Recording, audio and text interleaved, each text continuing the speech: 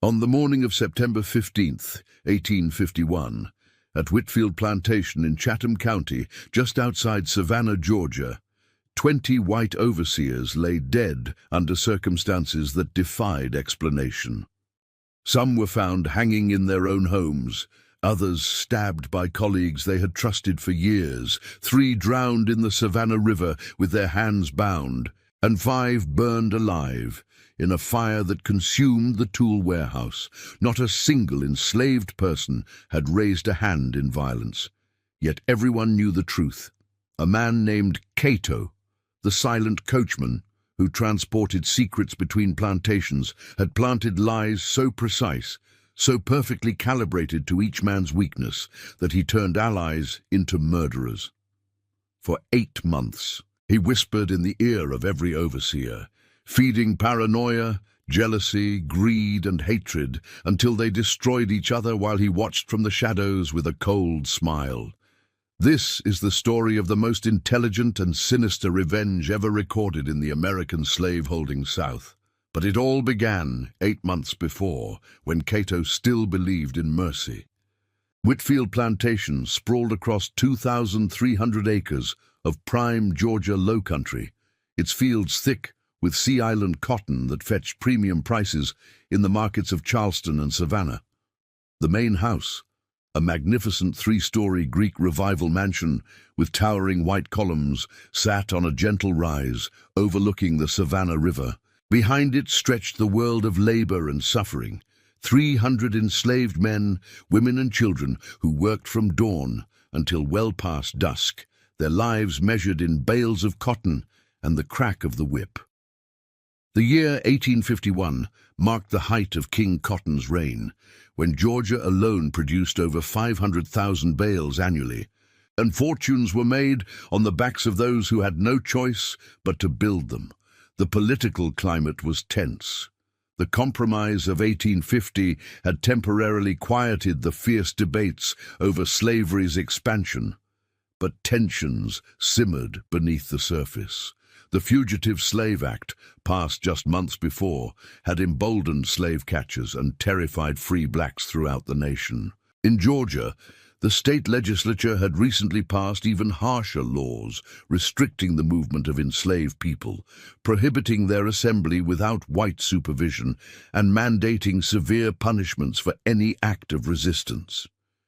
Slave patrols roamed the roads at night, and the mere suspicion of planning escape could result in mutilation or death. Whitfield Plantation existed within this world of absolute control, where one class of humans held complete power over another, justified by pseudoscience, biblical interpretation, and economic necessity. The plantation structure reflected the brutal efficiency of the system. At the top sat Nathaniel Whitfield, the master, a man of 53 years who had inherited the land from his father and expanded it through shrewd investments and ruthless management. Below him operated a complex hierarchy of control. 20 overseers, all white men hired specifically for their willingness to use violence, managed different sections of the plantation. Each overseer controlled between 10 and 20 enslaved workers, and their performance was measured by productivity and obedience. The overseers reported to a head overseer named Thurston Blackwood, a man whose reputation for cruelty extended throughout Chatham County. Among the enslaved population existed another hierarchy: field hands who worked the cotton from sunup to sundown, house slaves who served in the big house, skilled workers like blacksmiths and carpenters, and drivers, enslaved men promoted to positions of supervision over their own people in exchange for minor privileges and the promise of slightly less brutal treatment for their families. Cato occupied a unique position in this hierarchy. At 38 years old, he served as the plantation's primary coachman, responsible for driving Master Whitfield and his family to Savannah, to neighboring plantations, to church, and to the various social engagements that filled the calendar of Georgia's planter class. This position required trust, intelligence, and the ability to present himself as utterly loyal and completely unthreatening. Cato had perfected this performance over 15 years. He stood 5 feet and 9 inches tall, with a lean, strong build developed from years of managing horses and maintaining the carriage house. His skin was deep brown, his face smooth and carefully expressionless, his eyes downcast in the presence of white people, revealing nothing of the sharp intelligence that operated behind them. He moved with quiet efficiency, spoke only when addressed, and had cultivated a reputation for being safe, that most valuable and dangerous of descriptions for an enslaved person, suggesting complete submission to the system that held him captive. But Cato's true origin and history were known only to the elderly slaves who remembered when he arrived. He had been born not in America, but in the Yoruba lands of West Africa, in a region that would later be called Nigeria. His real name, spoken only in whispered moments among those he trusted completely, was Olukayode, which meant God brings joy. He had been 23 years old when slave raiders attacked his village, killing his father and brother, capturing him and 37 others. The Middle Passage had taken 2 months, during which 14 of his companions died and were thrown overboard into the Atlantic. He remembered every face, he remembered every name, and he remembered the white men who had purchased him on the auction block in Charleston, examined his teeth and muscles like livestock, and sold him south to Georgia. For 15 years, Cato had learned. He learned English, speaking it with careful precision. He learned the geography of the Low Country, every road and river between Savannah and Charleston. He learned the social dynamics of the planter class, their gossip and grudges, their affairs and business dealings. Most importantly, he learned the weaknesses of white men who believed themselves invincible. He learned that they underestimated enslaved people completely, believing the racist pseudoscience that claimed Africans were intellectually inferior, incapable of complex thought or deception. This belief was Cato's greatest weapon. While they saw a simple, obedient coachman, he observed everything, remembered everything, and understood far more than any of them suspected. Cato's position as coachman gave him access to information that most enslaved people never obtained. He sat on the driver's seat, seemingly focused on the horses, while Master Whitfield and his companions discussed business, politics, and plantation management. He waited outside parlors and dining rooms during social visits, hearing conversations never meant for his ears. He transported overseers between sections of the plantation, listening to their complaints and boasts and confessions. Over 15 years, he had accumulated an encyclopedic knowledge of every white person connected to Whitfield Plantation, their secrets and fears and desires, their debts and affairs and hatreds. But knowledge alone was not enough to survive slavery. Cato had also cultivated relationships, carefully and strategically, with people who could be useful. He was trusted by Master Whitfield, who believed Cato was grateful for his good treatment and would never betray him. He maintained cordial relations with several overseers, who appreciated that he never caused trouble and sometimes provided useful information about potentially rebellious slaves. And most importantly, he was deeply connected to the enslaved community, particularly to the elders who preserved African traditions and knowledge, and to the network of field hands, house slaves, and skilled workers who formed the true social structure of the plantation. Among the enslaved population, Cato was known as a man of patience and wisdom. He had mentored younger slaves on how to survive, how to read the moods of white people, how to avoid the worst punishments. He had helped several people escape via the Underground Railroad, using his knowledge of roads and contacts to guide them to safe houses. He had never been caught, and he had never, in 15 years, shown anger in front of a white person. His self-control was absolute, until the day it wasn't. Cato had a wife. Her name was Amma, which meant born on Saturday, in the Akan language her mother had spoken. She was 34 years old, born on the plantation, and worked as a seamstress in the big house. She possessed extraordinary skill with needle and thread. creating elaborate dresses for Mistress Constance Whitfield and her daughters. Amma was beautiful, with high cheekbones, luminous dark eyes, and long fingers that moved with grace and precision.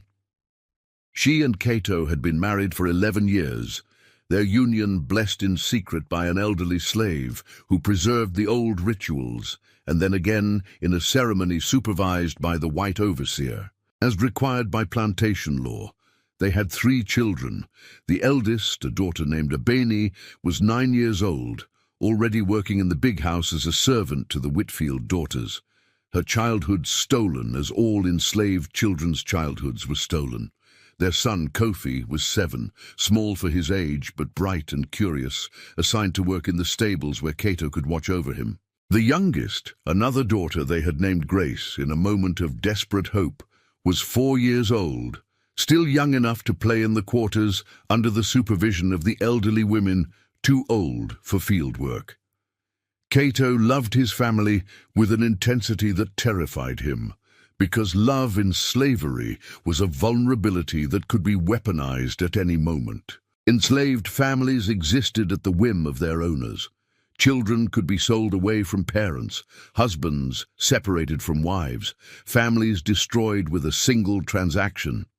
Every day, Cato and Amma lived with this fear, working to make themselves valuable enough that Master Whitfield would never consider selling them or their children.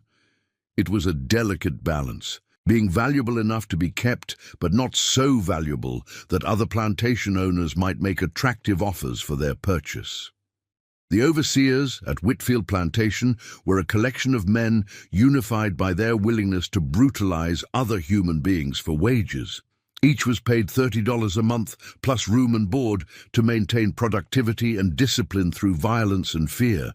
They came from various backgrounds: small farmers who owned no slaves themselves, younger sons of planter families who had inherited no land, drifters and opportunists who had found that cruelty could be profitable.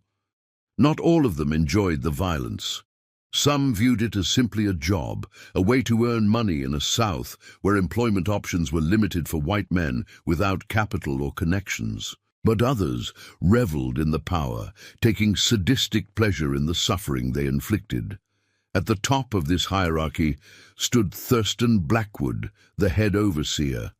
He was 47 years old, a massive man standing 6 feet and 4 inches tall, with shoulders like a bull and hands that had dealt out more punishment than anyone could count. His face was weathered and hard, with cold blue eyes that revealed no empathy, no doubt, no human warmth. He had worked as an overseer for 23 years across 5 different plantations, and his reputation was built on terror. Under his management, productivity increased, resistance decreased. Slaves learned quickly that any infraction, no matter how minor, would result in swift and brutal punishment. Blackwood's methods were systematic. He believed in public punishment to create examples. He believed in severity to prevent future infractions. And he believed absolutely in the racial hierarchy that placed him above every enslaved person, regardless of their intelligence, skill, or character. To Blackwood, enslaved people were property, no different from horses or cattle, and his job was to extract maximum productivity from that property through whatever means necessary. He carried a whip at all times, a leather bullwhip that could strip skin from flesh with a single strike. He had used it hundreds of times. He wore the blood of others as a badge of honor. The other 19 overseers varied in their degrees of cruelty, but all had proven themselves willing to use violence. There was Cornelius Nash, 32 years old, who supervised the field hands in the eastern section. He was methodical and cold, doling out punishment without emotion, keeping careful records of infractions and lashes administered. There was Beauregard Pike, 28, who had a terrible temper and would strike enslaved workers for looking at him wrong, for working too slowly, for reasons that existed only in his volatile mind. There was Montgomery Caldwell, 41, who had a particular hatred for enslaved men who showed intelligence or dignity. going out of his way to humiliate and break them. Among the house overseers was Jedediah Rutherford, 35, who supervised the domestic slaves and had a reputation for inappropriate attention toward enslaved women. His position gave him access to the big house and the women who worked there, and he abused that access regularly. There was Randolph Hampton, 50, who had been an overseer longer than any except Blackwood, a man who had become desensitized to suffering, who viewed enslaved people with complete indifference, neither particularly cruel nor merciful, simply efficient in his management of human property. Each overseer had their own house, small structures built near the sections they supervised. They lived alone or with wives and families, existing in a strange middle position in Southern society, above enslaved people but below plantation owners, economically dependent on the slavery system, but never wealthy enough to own slaves themselves. This created resentments and insecurities that Cato would later exploit with surgical precision. The daily routine at Whitfield Plantation began before dawn. At 4:30 in the morning, a bell rang, rousing enslaved workers from the quarters. They had 30 minutes to prepare for the day, using outdoor facilities, eating a quick breakfast of cornmeal mush or molasses and bread, and gathering their tools.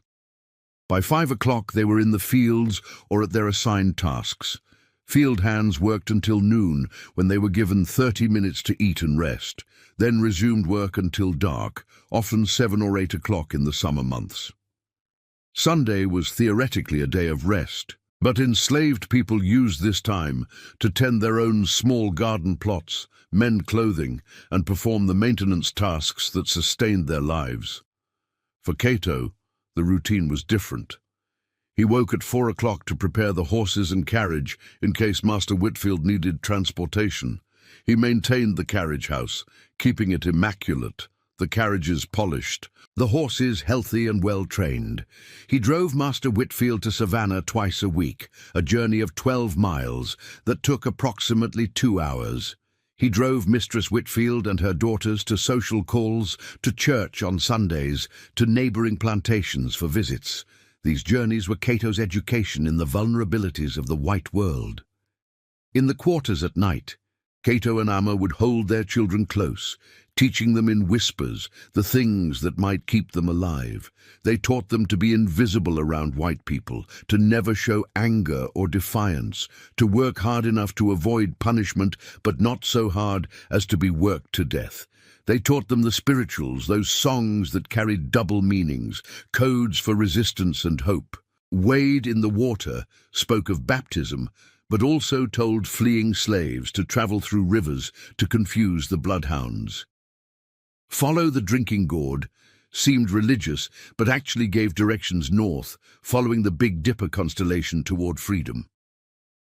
Cato also practiced hoodoo, the African spiritual tradition that had survived the Middle Passage and adapted to American soil. He had learned from an elderly man named Kwame, who had been born in Africa and remembered the old ways.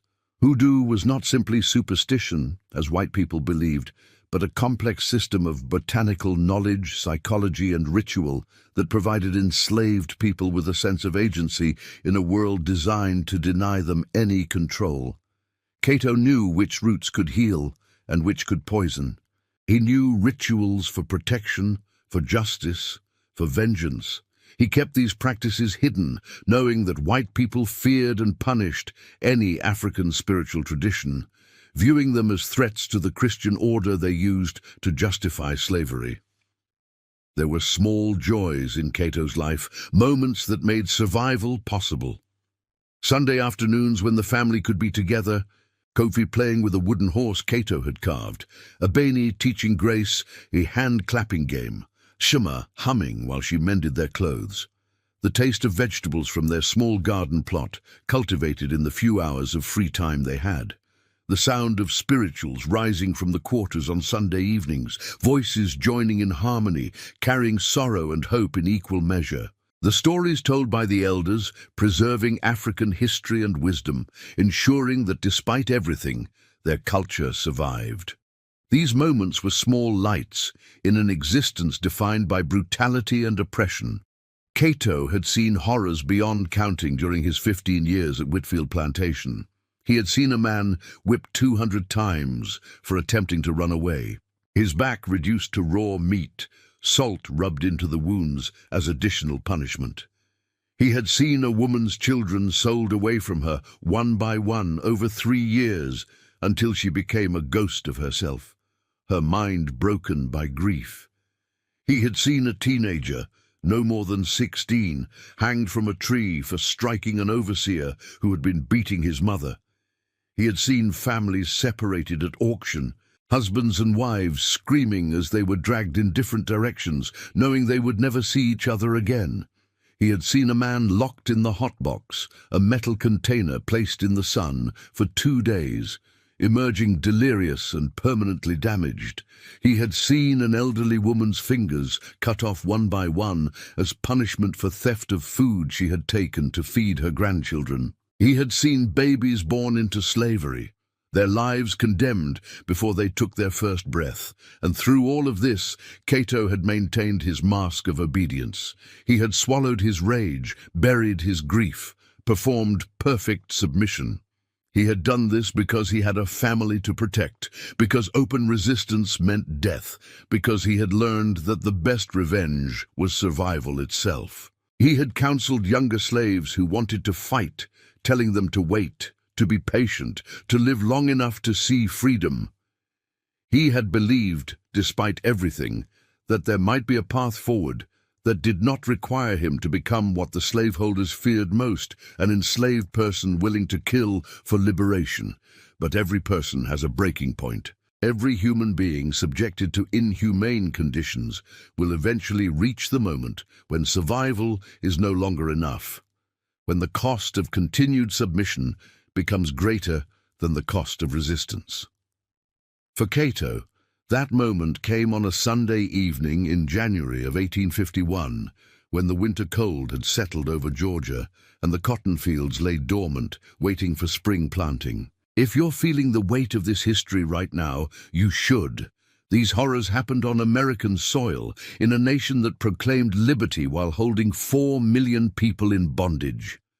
What happened next was born from 200 years of accumulated grief and rage, from a system so brutal that it could transform a patient, careful man into someone capable of orchestrating the deaths of 20 people without ever raising a weapon himself. This is not a story we tell to glorify violence. This is a story we tell because it reveals the true face of slavery, the true cost of oppression, and the inevitable consequences when human beings are pushed beyond the limits of endurance. January 17th, 1851, was a Sunday.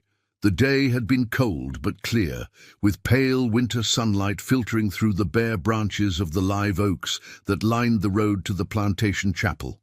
Enslaved workers had attended the morning service, mandatory under Georgia law, where a white preacher had delivered the usual sermon, instructing them to obey their masters as they would obey Christ, citing carefully selected Bible verses that slaveholders used to justify their system.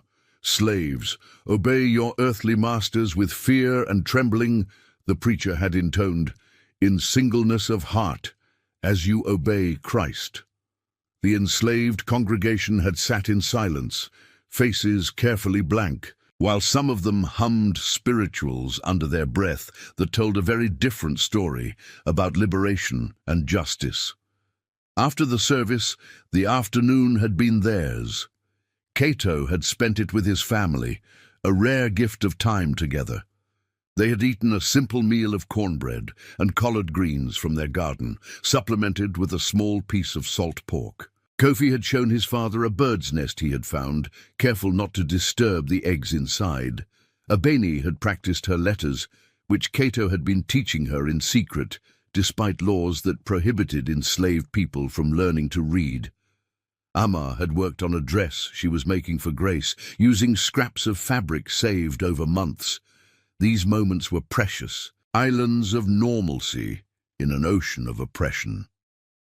As evening approached, Cato had walked with Amma toward the big house, where she needed to return a dress she had finished altering for Mistress Whitfield's eldest daughter.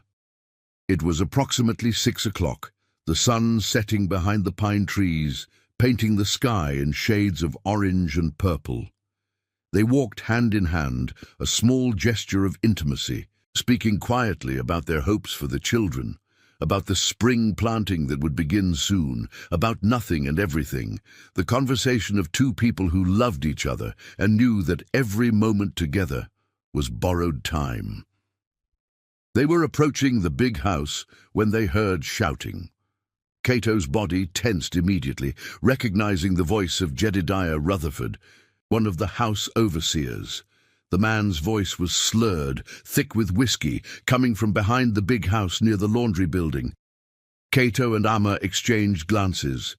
They knew what that voice meant, what that tone signified. They had heard it before. "We should go around," Amma whispered, her hand tightening on Cato's. But before they could change direction, they heard another voice. A young woman's voice, frightened and pleading. "Please, sir, please let me go. I haven't done nothing. Please." Cato recognized the voice. It belonged to Sarah, a 16-year-old girl who worked in the big house, doing laundry and basic cleaning. She was gentle and kind, often playing with the younger children in the quarters, including Grace. She had her whole life ahead of her, such as life could be for an enslaved person, and now she was in danger. Amma's eyes met Cato's, and he saw fear there, but also determination. They both knew what was happening. They both knew what Jedediah Rutherford did when he found young women alone and had been drinking. It had happened before, it would happen again. This was part of the horror of slavery, the absolute power that white men held over enslaved women, the systematic sexual violence that was never called by its true name, never punished, always ignored. "Stay here," Cato whispered to Amma. "Please stay here." But she shook her head. "She needs help, both of us." They moved quickly around the side of the big house, toward the laundry building. The scene that greeted them was exactly what they had feared. Jedediah Rutherford, a tall man of 35 years with a red face and thinning blonde hair, had Sarah pressed against the wall of the laundry building. His hand was over her mouth, muffling her cries. His other hand was tearing at her dress. Sarah's eyes were wide with terror, tears streaming down her face. "Sir!" Cato called out, his voice carefully respectful, carefully neutral, even as fury burned in his chest like fire. "Sir, Master Whitfield is looking for you. Sent me to find you, sir." It was a lie, but it was the only weapon Cato had in that moment. Jedediah turned, his eyes unfocused, his breath reeking of whiskey even from 10 feet away. "What?" he slurred. "Whitfield wants me?" "Yes, sir," Cato continued, stepping forward slowly, hands visible and non-threatening. "Said it was urgent, sir. Something about tomorrow's work assignments." Jedediah's alcohol-clouded mind tried to process this information. His hand loosened slightly on Sarah's mouth. She took that moment to twist away from him, stumbling toward Amma, who caught her and held her close. This movement broke through Jedediah's confusion, and rage replaced it. "That bitch tried to seduce me," he shouted, pointing at Sarah with a trembling finger. "Tried to tempt me into sin. They're all Jezebels, every one of them." This was the standard excuse, the lie that slaveholders told themselves and each other to justify rape. The enslaved women were temptresses, the white men were victims of their wiles. It was a perverse inversion of reality that allowed men like Jedediah to commit atrocities and sleep soundly at night, secure in their delusions of righteousness. "I'm sure Master Whitfield will want to hear all about it, sir," Cato said carefully. "But he did say it was urgent. Perhaps we should go to him now." Jedediah swayed slightly, considering. Then his eyes focused on Amma, who was holding Sarah, and a new thought seemed to enter his whiskey-soaked brain. "You," he said, pointing at Amma, "you're a pretty one, too. Maybe I should teach both of you a lesson about tempting white men." Everything slowed down.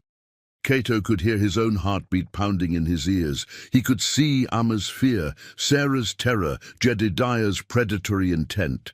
And in that moment, 15 years of carefully maintained self-control began to crack. This was his wife, the mother of his children, the woman he loved more than his own life, and this drunken monster was threatening her. Cato took a step forward, positioning himself between Jedediah and the women. "Sir, please," he said, his voice still controlled but with an edge that had never been there before. "They haven't done nothing wrong. Please, sir, just let them go." Jedediah's eyes narrowed. He had heard that edge, that tiny crack in Cato's perfect submission. And like all men who maintained power through fear, he could not tolerate even the hint of resistance. "You telling me what to do, boy?" he said, his hand moving to the whip at his belt. "You getting uppity with me?" "No, sir," Cato replied, but his body was tense, coiled, ready. "Just asking, sir. Just asking you to please let my wife go." "Your wife?" Jedediah laughed, a harsh, ugly sound. "You don't have a wife, boy. You got a breeding woman that Master Whitfield lets you bed when it suits him. She's property, same as you, and if I want her, I'll take her, and there's not a damn thing you can do about it." He moved toward Amma, and Cato moved to block him. It was instinct, the primal need to protect the person he loved. He didn't touch Jedediah, didn't raise his hands, but his body created a barrier, and that was enough. Jedediah's face turned purple with rage. His hand pulled the whip from his belt, and he struck without warning, the leather cutting across Cato's face, opening a gash from temple to jaw. Blood poured down Cato's face, hot and thick, but he didn't move. He stood there, blocking Jedediah's path to Amma and Sarah, even as the overseer raised the whip again. "Move, you black bastard!" Jedediah screamed. "Move, or I'll flay the skin off your back!" "Run," Cato said quietly to Amma, not taking his eyes off Jedediah. "Take Sarah and run, now." Amma hesitated for only a second, torn between fleeing and staying with her husband. But she knew what would happen if she stayed, knew that Jedediah would punish Cato even more severely if she was there to witness it. She grabbed Sarah's hand and ran toward the quarters, their footsteps fading into the gathering darkness. Jedediah struck again, the whip catching Cato across the chest, tearing through his shirt and the flesh beneath, and again across the shoulders, and again across the back. Cato fell to his knees, the world spinning, pain radiating through his body. But even through the pain, he felt something else, relief. Because Amma was safe, because Sarah was safe, because he had done what he could. Jedediah stood over him, breathing heavily, the whip hanging from his hand. "You ever step between me and what I want again, I'll kill you," he panted. "You understand me, boy? I'll hang you from that oak tree and watch you dance." Cato said nothing, his face pressed against the cold ground, blood pooling beneath him. He heard Jedediah's footsteps moving away, heard him muttering curses and justifications. And then there was silence, broken only by his own labored breathing and the distant sound of people calling his name. Hands lifted him, gentle and careful. Voices he recognized, other enslaved workers who had heard the commotion and come to help. They carried him to the quarters, to the small cabin he shared with Amma and the children. They laid him on the narrow bed, while Amma fetched water and cloth, her hands shaking as she cleaned his wounds. The cut on his face was deep, would leave a permanent scar. The lashes across his back and chest had broken the skin in multiple places. He would carry these marks forever. Abeni and Kofi watched from the corner, eyes wide and frightened. Grace, too young to fully understand, cried because her father was hurt and her mother was scared. Cato tried to smile at them, tried to tell them he was all right, but the pain made speech difficult.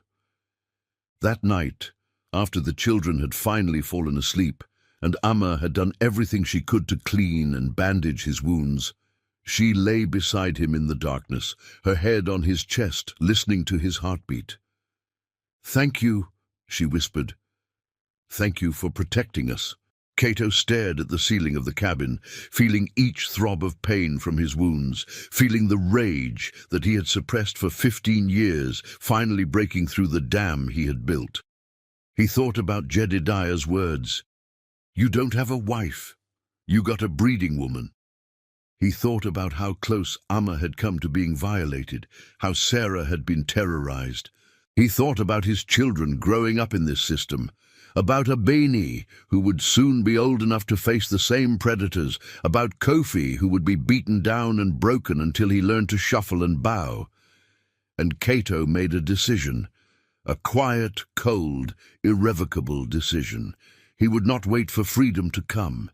He would not counsel patience anymore. He would not survive and hope for better days. He would act, but he would not act the way they expected. He would not take up a weapon and strike down his oppressors in open rebellion, because that path led only to death for himself and terrible retribution for every enslaved person on the plantation. No, he would do something they could never anticipate. Something that would require every ounce of intelligence and patience and cunning that he possessed. He would turn them against each other. He would make the overseers destroy themselves. He would whisper lies so carefully crafted that they would believe them absolutely. He would plant seeds of suspicion and jealousy and fear, and he would watch those seeds grow until they bore the fruit of violence. And he would do it all while maintaining his mask of perfect obedience, so that no one would ever suspect that the silent, loyal coachman was the architect of their destruction. "Amma," he whispered in the darkness, "things are going to change. I can't tell you how, but they are. Do you trust me?"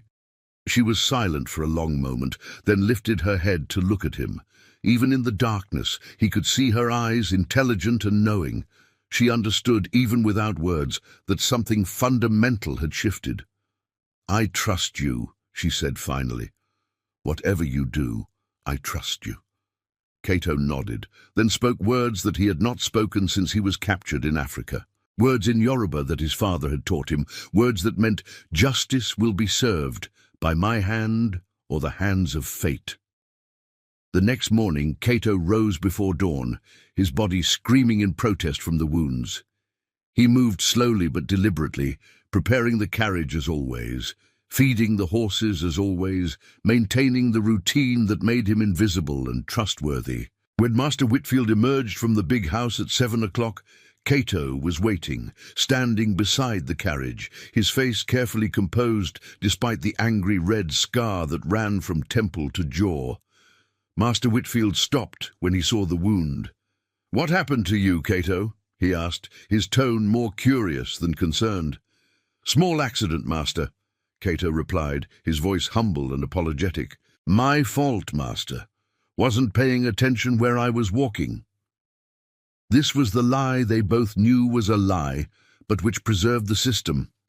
Master Whitfield surely knew that one of his overseers had whipped Cato. He probably knew why.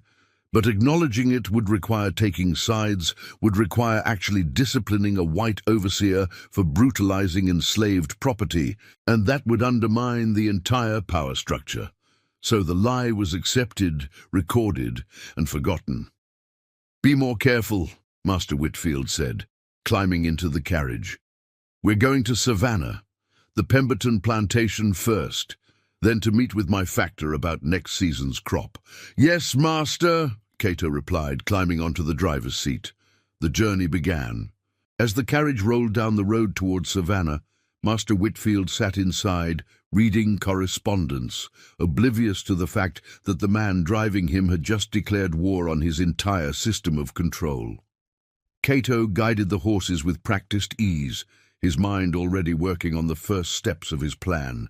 He knew every overseer's weakness. He knew who was in debt and desperate for money. He knew who was having an affair. He knew who had ambitions for advancement. He knew who harbored grudges against whom. He knew who was violent, who was cowardly, who was proud, who was paranoid. He had spent 15 years collecting this information, never imagining he would use it as a weapon. But now, every conversation he had overheard, every secret he had learned, every vulnerability he had observed would become ammunition. The plan took shape in his mind like a complex piece of machinery, each gear fitting perfectly with the next. He would start small, with simple lies that would be easy to believe. He would sow distrust between overseers who were already competitive. He would feed existing resentments until they grew into hatred. He would make them fear each other, suspect each other, until they began to see enemies where they once saw allies. And he would do it slowly, carefully, over months if necessary, because patience was a weapon too. The journey to Savannah took 2 hours. During that time, Cato's mind worked through dozens of scenarios, refining his plan, anticipating obstacles, preparing contingencies. By the time they reached the city, he knew exactly where to begin. His first target would be Thurston Blackwood, the head overseer. Not to kill directly, that would be too obvious, but to undermine his authority and create chaos in the hierarchy. Blackwood was paranoid by nature, always suspicious of challenges to his position. Cato would feed that paranoia until it consumed him. He would make Blackwood see threats everywhere, make him lash out at the other overseers, make him so unstable that Master Whitfield would lose faith in him. And once the hierarchy was destabilized, once the overseers were divided and suspicious, they would be vulnerable to the lies that would turn them into each other's murderers. As Master Whitfield conducted his business in Savannah, Cato waited with the carriage in the street as he always did. But this time he observed everything with new eyes. He watched the slave patrols walking through the city. He noted which alleys were dark and secluded. He observed the routines of the white men who moved through the streets with impunity, never imagining that one of the enslaved men they passed was planning their downfall. When Master Whitfield returned to the carriage in the late afternoon, he was in a good mood. His business had gone well. Cotton prices were high. His investments were paying dividends. He settled into the carriage, satisfied with his empire built on human suffering, never suspecting that the foundation was about to crack. On the return journey, they passed several overseers from neighboring plantations, riding their horses along the road. Master Whitfield called out greetings, discussing crop yields and labor management, the casual conversation of men who profited from slavery. Cato listened, gathering more information, learning more vulnerabilities. That evening, back at Whitfield Plantation, Cato tended to his wounds and kissed his children good night.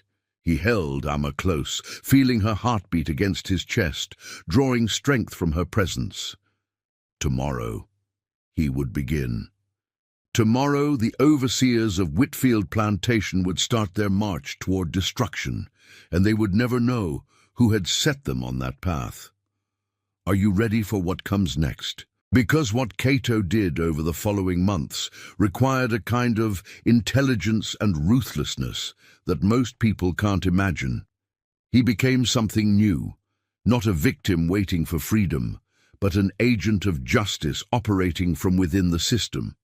The overseers thought they controlled everything. They were wrong. The next morning, Cato woke with pain radiating through every lash mark on his back and chest, the cut on his face a constant burning reminder of Jedediah Rutherford's whip. But alongside the pain was something else, clarity of purpose. He had spent 15 years being careful, being patient, being the perfect slave. Today that mask would remain in place, but underneath it, he would begin dismantling the very structure that oppressed him. His first move was subtle, almost invisible. That morning, after preparing the carriage and horses, Cato walked to the stables, where several overseers kept their mounts. Cornelius Nash was there, checking on his horse before beginning his rounds of the eastern cotton fields.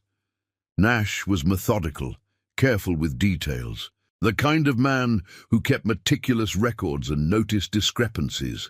This attention to detail was exactly what Cato needed. "Morning, Mr. Nash, sir," Cato said, his voice respectful. his posture submissive. He carried a bucket of oats for the horses, performing routine work that gave him reason to be present. Nash glanced at him briefly, his eyes catching on the fresh scar across Cato's face. "Heard Rutherford gave you a whipping last night," he said, his tone neutral. "You must have done something to deserve it." This was how they justified everything. The enslaved person must have deserved it, must have done something wrong, because to acknowledge that the punishment might be unjust would be to question the entire system. Cato had heard this rationalization thousands of times.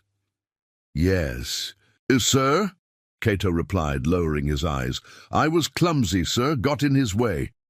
Nash grunted, dismissing the matter.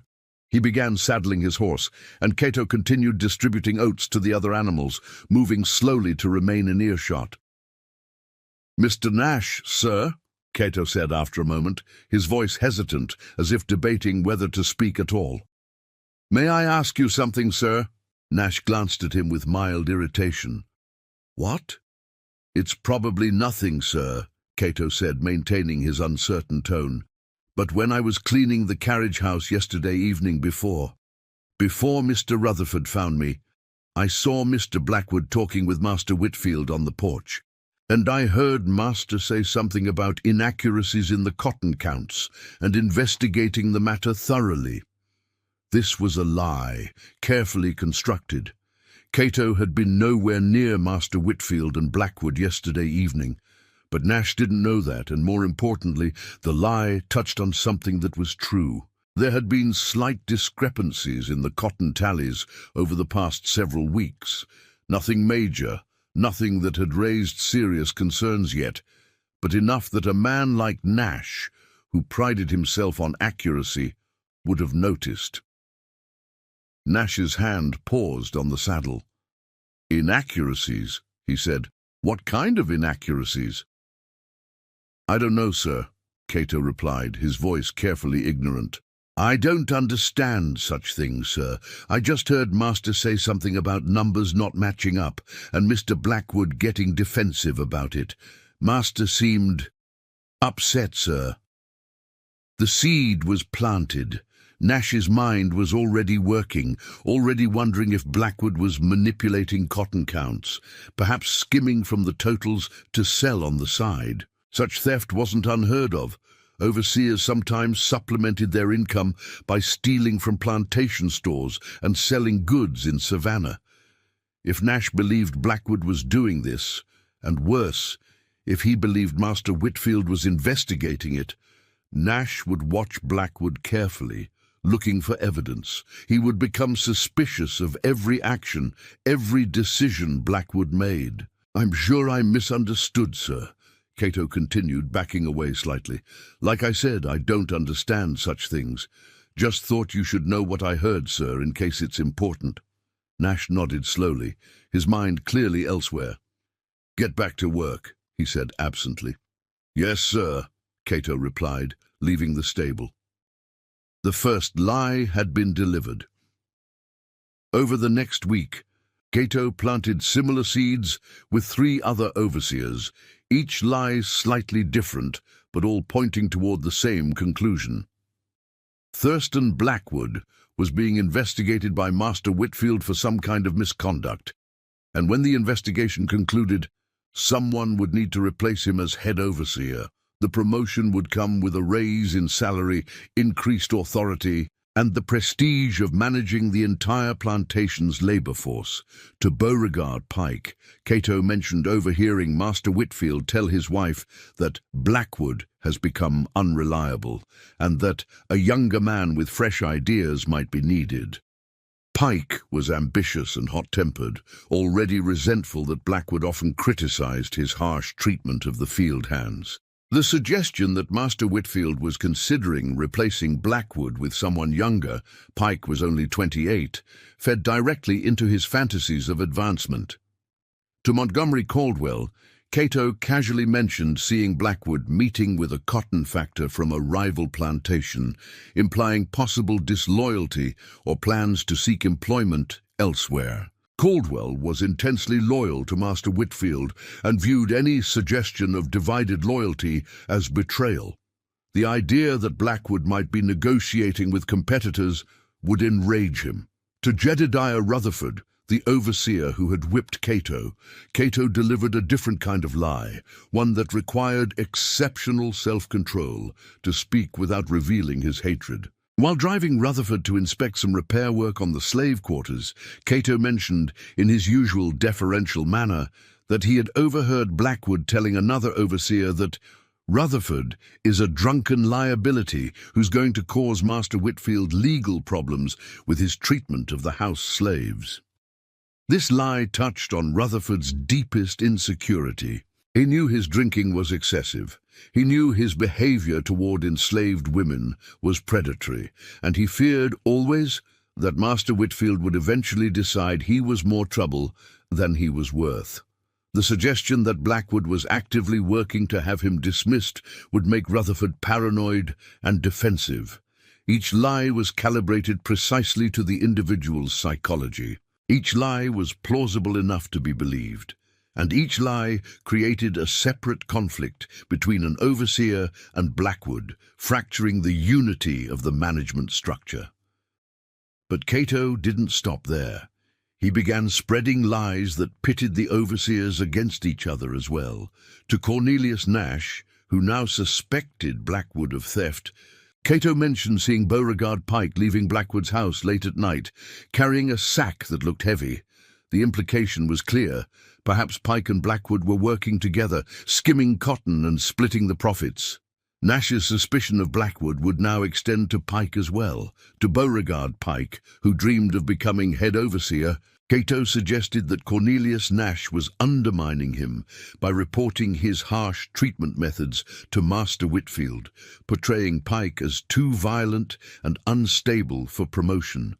This would make Pike view Nash as an obstacle to his ambitions. To Montgomery Caldwell, Cato mentioned hearing Jedediah Rutherford boasting in town that he could do whatever he wanted on the plantation because Master Whitfield is too weak to control his overseers. This insult to Master Whitfield's authority would infuriate the loyal Caldwell and make him view Rutherford as dangerous and disrespectful. Within 2 weeks, the atmosphere among the overseers had shifted noticeably. They watched each other with suspicion. They questioned each other's decisions. Small disagreements that would normally have been resolved with a conversation now escalated into arguments. Blackwood, sensing the growing disrespect but not understanding its source, became more authoritarian and aggressive, which only confirmed the lies Cato had told about him being unstable and defensive. But Cato's plan went far deeper than simply creating interpersonal conflicts. He studied each overseer's routine with obsessive detail, noting patterns and vulnerabilities. Cornelius Nash rode the same path every morning, inspecting the eastern fields, always alone, passing through a wooded section where visibility was limited. Beauregard Pike drank heavily every Saturday night at the overseer's quarters, often passing out in a drunken stupor. Montgomery Caldwell kept a lockbox in his house, where he stored the week's records and a small amount of cash for purchasing supplies. Cato knew this because he had once driven Caldwell to buy rope and nails, and Caldwell had retrieved money from the box. Jedediah Rutherford continued his predatory behavior toward enslaved women, always choosing moments when he believed he was unobserved. Cato also identified the tools that could become weapons. In the tool shed near the cotton gin, there were machetes used for clearing brush, axes for splitting firewood, hammers for repairs, coils of rope for various tasks. In the stable, there were leather straps, metal bits and horseshoes that could crush a skull. In the laundry building, there were heavy flat irons used for pressing clothes, which when heated became deadly instruments. In the plantation kitchen, there were knives of various sizes, heavy cast-iron pots and meat cleavers. Every mundane tool on the plantation could kill if wielded with intent and opportunity. But Cato had no intention of using these tools himself. That would be too obvious, too risky, too likely to result in his own death and terrible retribution against the entire enslaved population. No, his plan was far more elegant. He would make the overseers kill each other, each believing they had just cause, each acting on information they believed to be true, but which was actually carefully constructed fiction. The key was patience. Cato continued his daily routines without any visible change in behavior. He drove Master Whitfield to Savannah and to neighboring plantations. He maintained the carriages and cared for the horses. He was polite to every overseer, carefully deferential, never giving any indication that he was the source of their growing paranoia and mutual suspicion. In the quarters at night, he held his children and spoke quietly with Amma. But he did not tell even her the details of what he was doing. It was safer for her not to know, safer for the children not to know. If something went wrong, if he was somehow discovered, their ignorance would protect them. By the end of January, the conflicts among the overseers had escalated from suspicion and argument to actual confrontation. Cornelius Nash had begun conducting his own count of the cotton bales, checking them against Blackwood's records, looking for evidence of theft. Beauregard Pike had openly challenged Blackwood's authority during a meeting, suggesting that the head overseer was losing his grip on the plantation's management. Montgomery Caldwell had stopped speaking to Jedediah Rutherford entirely, viewing him as a disgrace to the profession, and Rutherford, drinking even more heavily than usual, had begun carrying a pistol at all times, paranoid that Blackwood was planning to have him dismissed or worse. Master Whitfield noticed the tension, but attributed it to the usual stresses of plantation management and the personality conflicts inherent in employing 20 men with authority to use violence. He had seen overseers come and go, had seen conflicts resolved through firings and occasional fistfights. He had no reason to suspect that an enslaved coachman was systematically engineering the destruction of his entire management structure. The idea would have seemed absurd, impossible. Enslaved people, in the worldview of men like Nathaniel Whitfield, simply didn't possess the intelligence, cunning, or agency to execute such a plan. This racist underestimation was Cato's greatest advantage. In early February, Cato escalated his campaign. He began introducing lies that suggested not just professional rivalry or personal dislike, but actual threats to life and livelihood. To Cornelius Nash, who now firmly believed that Blackwood and Pike were stealing cotton, Cato mentioned overhearing Pike tell another overseer that Nash is asking too many questions and might need to have an accident in the fields. This transformed Nash's suspicion into genuine fear for his life. To Beauregard Pike, Cato suggested that Nash had been seen meeting with Master Whitfield privately, probably reporting Pike's ambitions and painting him as a threat to plantation stability. Pike's ambition now mixed with paranoia. He began to see Nash as actively sabotaging his chances for advancement. To Montgomery Caldwell, Cato reported hearing Jedediah Rutherford drunkenly claim that Caldwell is a pompous fool who wouldn't last 2 days if he had to face real resistance from the slaves. This insult to Caldwell's competence and courage infuriated him, making his dislike of Rutherford harden into something darker. And to Jedediah Rutherford, already drunk and paranoid, Cato whispered that Blackwood had been asking Master Whitfield for permission to handle the Rutherford problem permanently, suggesting that violence was being planned against him. Each man now believed he was in danger. Each man began preparing to defend himself. The plantation, which on the surface seemed to function normally, was actually a powder keg waiting for a spark. Cato also began working with the physical environment, making subtle changes that would facilitate the violence he was orchestrating. He loosened the railing on the porch of Beauregard Pike's house so that it would give way under significant weight. He noted which floorboards in Montgomery Caldwell's residence creaked loudly, useful information for anyone attempting to move silently through the house. He observed that Jedediah Rutherford, when drunk, left his windows open even in February's cold. He confirmed that Cornelius Nash's horse had a tendency to spook at sudden loud noises, which could cause a fatal fall if timed correctly. The enslaved population noticed the tension among the overseers, but did not understand its source. They saw the arguments, the suspicious glances, the breakdown in coordination and communication. Some hoped it would lead to leniency, to less brutal enforcement of the work routine. Others feared it would lead to increased violence as the overseers took out their frustrations on the workers. None of them suspected that one of their own was the architect of the chaos. Only one person besides Amma suspected anything. Old Kwame, the elderly man who had taught Cato about hoodoo and African traditions, watched Cato with knowing eyes. One evening in late February, as Cato was walking past Kwame's small cabin, the old man called out to him. "You walk in a dangerous path, Olukayode," Kwame said, using Cato's true name, the name from his African childhood. Cato stopped, his heart racing, but his face remained calm. "I don't know what you mean, grandfather," Kwame laughed, a dry sound like wind through dead leaves. "I've lived 76 years, boy. Survived the Middle Passage when I was younger than you. Worked on 5 plantations before this one. I know what vengeance looks like. I can see it on you like a shadow." Cato considered denying it, but Kwame was too wise, had seen too much. Instead, he sat down on the step of Kwame's cabin, his shoulders sagging with the weight he had been carrying alone. "They hurt Amma," Cato said quietly.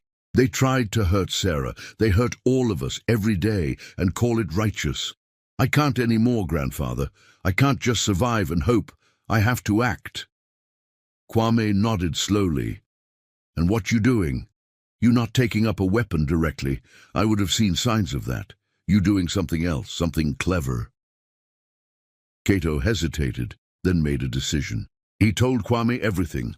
The lies he had planted, the suspicions he had cultivated, the plan to make the overseers destroy each other. Kwame listened in silence, his ancient eyes reflecting the dim light from the cabin's fire. When Cato finished, Kwame was quiet for a long moment. Then he spoke, his voice grave.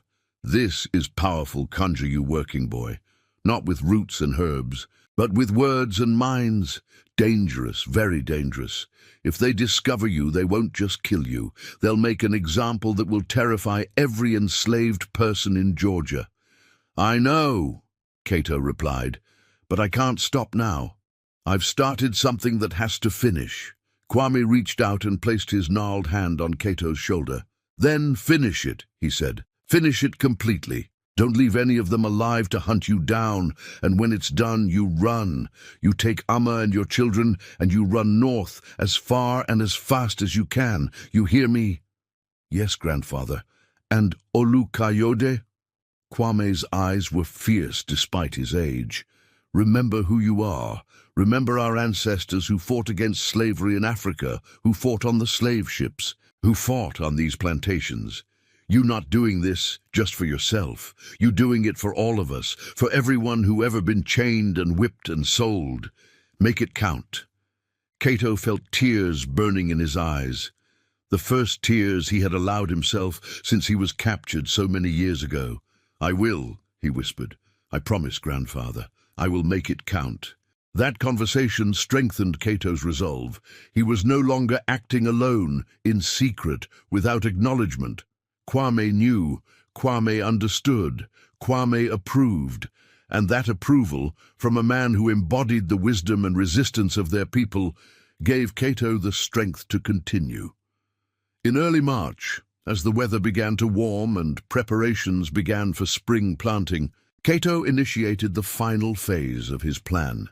He would create situations where the overseers, already suspicious and fearful of each other, would be pushed into direct violent confrontation. He would engineer what appeared to be assassination attempts, making each overseer believe that another was trying to kill him. And then he would watch as they retaliated, starting a cascade of violence that would consume them all. The first incident Cato arranged involved Cornelius Nash and his horse. Nash rode the same route every morning, and Cato knew that the path passed under a large live oak tree with branches extending over the road. One morning before dawn, Cato climbed that tree, painful with his wounds still healing but necessary, and tied a rope across the path at exactly neck height for a man on horseback, concealing it with Spanish moss so it blended with the natural draping vegetation. He positioned the rope on a section of path where he knew Beauregard Pike would be visible in the distance, recognizable by his distinctive black hat. When Nash rode under the tree at his usual time, the rope caught him across the throat, nearly decapitating him and throwing him from his horse. He survived, but barely, his throat crushed, unable to speak for days. And when he regained consciousness and could write, he described seeing Beauregard Pike in the distance just before the attack. Nash believed Pike had set the trap to eliminate a rival for the head overseer position. The second incident involved Beauregard Pike himself. Cato knew that Pike took a bottle of whiskey to his porch every evening, drinking until he passed out. Cato also knew that Pike left his pistol on a table beside his chair. One night, while Pike was inside preparing his evening drink, Cato crept onto the porch, the same porch where he had loosened the railing weeks earlier, and placed a note under Pike's pistol. The note, written in crude letters that suggested a barely literate author, read, "You next. Nash knows what you did. He coming for you." When Pike emerged with his whiskey and found the note, he panicked. His paranoia, fed by Cato's earlier lies about Nash undermining him, exploded into terror. Nash had survived an assassination attempt and now apparently planned revenge. Pike barricaded himself in his house that night, pistol loaded, waiting for an attack that never came. But his fear had been established, his willingness to use violence confirmed. The third incident targeted Montgomery Caldwell. Cato broke into Caldwell's house while the overseer was away inspecting fieldwork, and he stole the lockbox containing the week's records and petty cash. But he didn't take the box far. He buried it in a shallow hole near Jedediah Rutherford's residence, in a location where it would be easily discovered. Then he left an anonymous note for Caldwell, claiming to have seen Rutherford digging near his house late at night. When Caldwell discovered his lockbox missing and received the note, his existing hatred of Rutherford crystallized into rage. Rutherford was a thief in addition to being a drunk and a predator. Caldwell organized a search near Rutherford's house and discovered his lockbox, exactly as Cato had planned. The discovery seemed to confirm Rutherford's guilt completely. The fourth incident was the most dangerous for Cato personally because it required him to directly confront Jedediah Rutherford in a way that could have resulted in his own death. But Cato had waited for the right moment, when Rutherford was drunk enough to be vulnerable, but not so drunk that he couldn't act. One evening in mid-March, Cato approached Rutherford near the laundry building, the same location where Rutherford had attacked Sarah and whipped Cato 2 months earlier. "Mr. Rutherford, sir," Cato said, his voice urgent and frightened. "I need to warn you, sir. I heard Mr. Caldwell and Mr. Blackwood talking, sir. They planning something against you, sir. Tonight, they saying you stole from Mr. Caldwell, and they gonna make you pay for it, sir." Rutherford, already paranoid from Cato's earlier lies, and now facing an apparent theft accusation with planted evidence, believed this immediately. His alcohol-soaked brain saw conspiracy everywhere. "What they planning?" he slurred, his hand moving to the pistol at his belt. "I don't know all the details, sir," Cato replied. "But I heard Mr. Blackwood say something about the tool shed tonight after dark. Said he'd handle it quiet-like, sir. I thought you should know, sir, because you always been fair to me, sir." This last sentence was bile in Cato's mouth, a lie so profound that he nearly choked on it. but Rutherford, in his drunken paranoia, interpreted it as genuine loyalty. "Good boy," he muttered. "Always knew you were a good one. I'll handle Blackwood and Caldwell. Don't you worry." Cato watched Rutherford stumble away, already planning his ambush at the tool shed. The pieces were moving exactly as Cato had planned.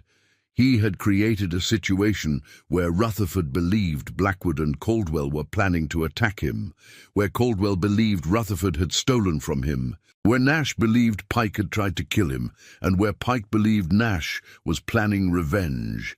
Each man was armed, paranoid, and convinced of the other's hostile intentions.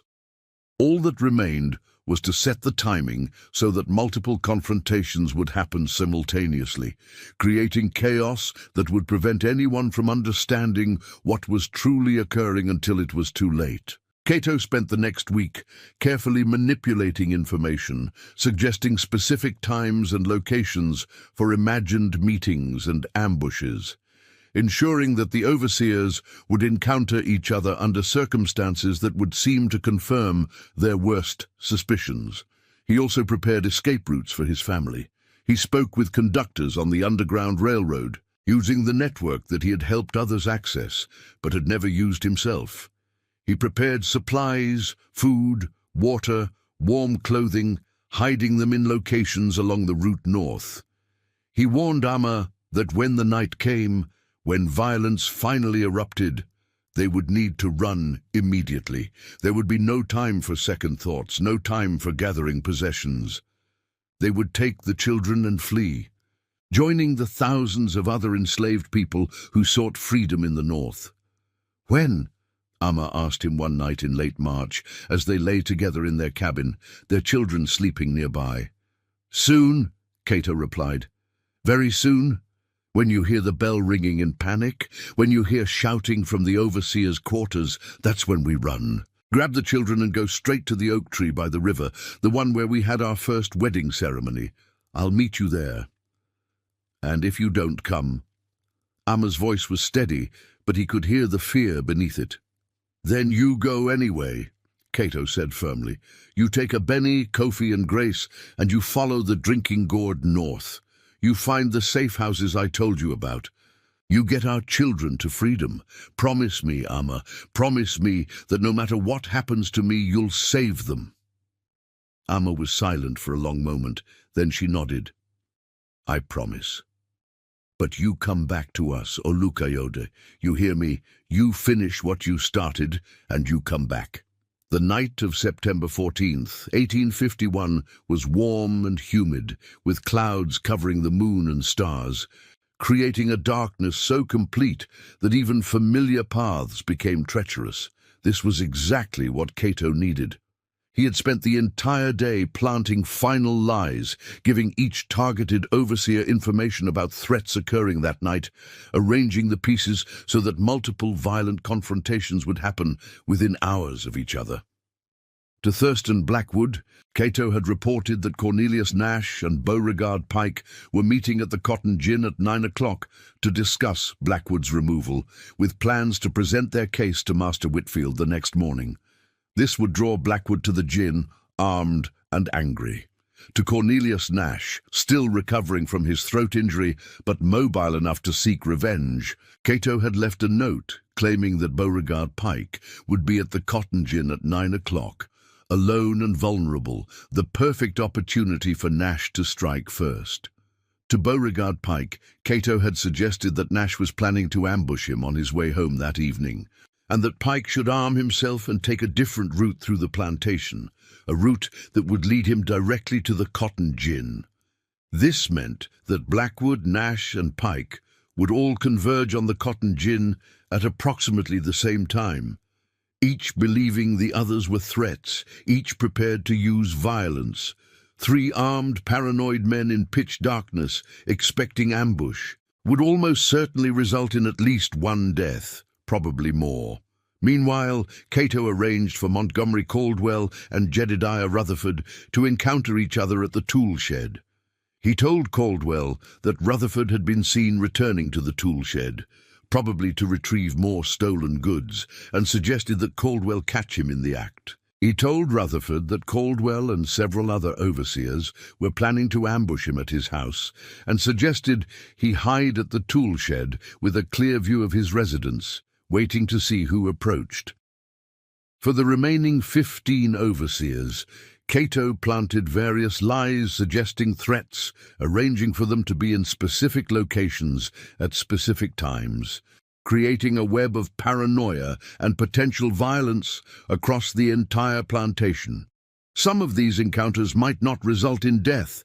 Cato acknowledged that not every piece of his plan would work perfectly, but enough would. Enough men would die in the confusion and darkness that the overseer structure would collapse completely. At 7 o'clock that evening, Cato completed his final preparations. He ensured the children ate well, though he couldn't eat himself, his stomach tight with tension. He packed their small bundle of supplies one last time, checking everything. He held each child close, memorizing their faces, their scents, their voices, in case something went wrong and he never saw them again. "Why are you sad, Papa?" Grace asked, her small hand touching the scar on his face. "I'm not sad, little one," Cato replied, forcing a smile. "I'm grateful to have you and your brother and your sister and your mama. I love you all so much." At 8 o'clock, Cato left the cabin, telling Amma he needed to check on the horses one final time. She knew this was a lie. She knew tonight was the night. Their eyes met, and in that look was everything.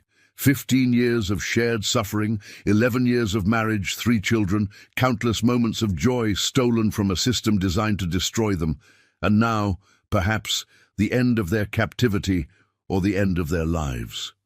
"Stay alive," she whispered. "For you," he replied, "always for you."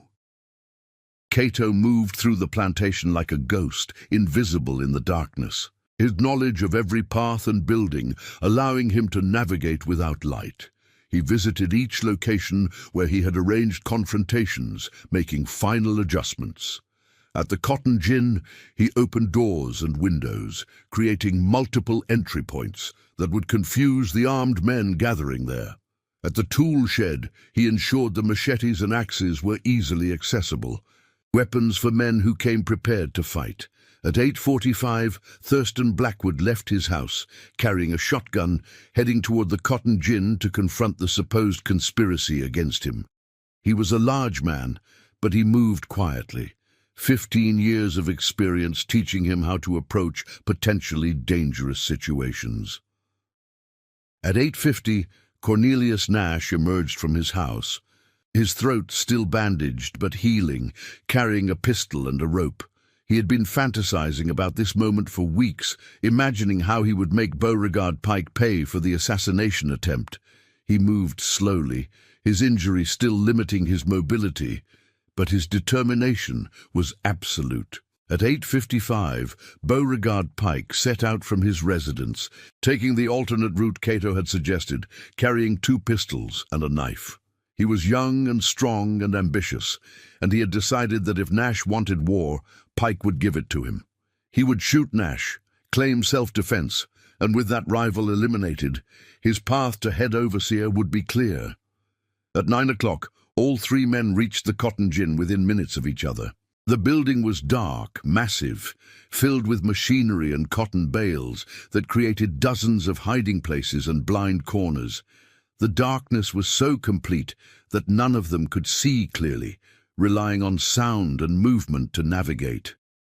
Blackwood entered first, through the main door. He heard footsteps and immediately called out, "Who's there? Show yourself!" Pike, entering from the side, heard Blackwood's voice and froze. He hadn't expected the head overseer to be here. Was this an ambush? Had Nash and Blackwood joined forces against him? His paranoia, fed by months of Cato's lies, made this seem not just possible, but likely. He raised his pistol, aiming toward the sound of Blackwood's voice. Nash entered from the back, moving slowly because of his injury. He heard Blackwood's challenge and Pike's movement, and his damaged throat prevented him from calling out in response. To the other 2 men, his silence seemed like the stealth of someone attempting ambush. Blackwood turned toward the sound of Nash's footsteps, shotgun rising. "I know you're planning to undermine me," Blackwood shouted into the darkness. "I know you've been stealing and lying. Come out and face me like men." Pike, interpreting this as confirmation of an ambush, fired. The shot went wide in the darkness, but the muzzle flash revealed his position. Blackwood, believing he was under attack, fired the shotgun. The blast hit Pike in the shoulder, spinning him around and slamming him against a cotton bale. Pike screamed in pain and rage, firing his second pistol toward where Blackwood's muzzle flash had been. Nash, hearing the gunfire and unable to call out, threw himself behind a bale of cotton, trying to understand what was happening. Were they shooting at each other or at him? He pulled out his pistol, waiting for another muzzle flash to reveal a target. Blackwood, reloading his shotgun, shouted again, "Pike! I saw your flash! You ambushed me. You're dead." Pike, wounded and furious, bellowed back, "You're stealing from Master Whitfield. Nash knows. Everyone knows. You're finished, Blackwood." "Nash!" Blackwood turned, trying to locate the third man. "Nash, are you with him? Did you set this up?" Nash, unable to respond vocally, made the mistake of moving. His boot scraped against the wooden floor, and both Blackwood and Pike fired toward the sound. Nash returned fire, and suddenly the cotton gin was chaos. 3 men shooting at each other in near total darkness, each believing the others were trying to kill him, none understanding that they had been manipulated into mutual destruction. Pike, his shoulder shattered, dragged himself toward the door, leaving a trail of blood. Blackwood, realizing Pike was trying to escape, followed the blood trail, shotgun ready. Nash, hearing Blackwood's footsteps, moved to intercept, pistol raised. They met near the entrance, and there, in the faint light from outside, they finally saw each other clearly.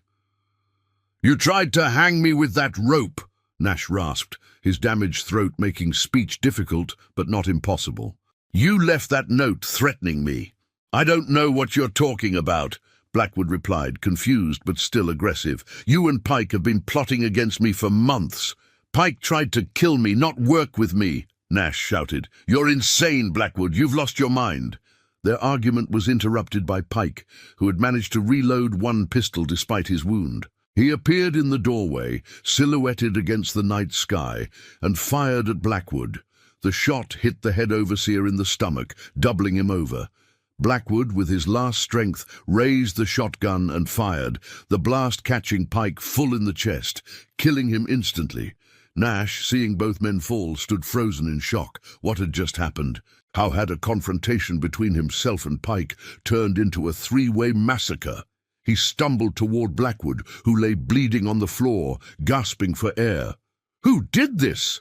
Blackwood wheezed, blood foaming at his lips. "Who set us against each other?"